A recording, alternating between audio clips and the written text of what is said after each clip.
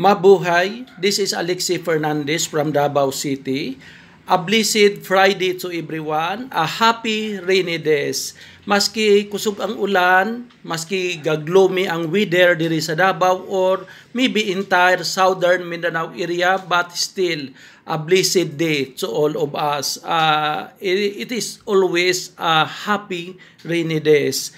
To all my friends, to all the people of UCI, BT Consumer, NBS Client, Davao Amigo, Apollo Technology, Astra Group, and Sanitec, please be informed that before nag-weekend or before mag-weekend, today is Friday.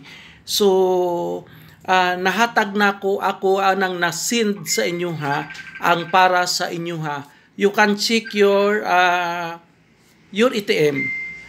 You know what I mean.